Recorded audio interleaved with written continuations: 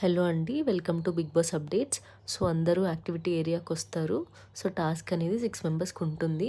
So big boss task ఏంటి అని చెప్పి ఎక్స్ప్లెయిన్ చేస్తూ ఉంటారు. మీన్వైల్ కంటెస్టెంట్స్ అందరూ కొంచెం టెన్షన్తో ఉన్నట్టు కనిపిస్తారు.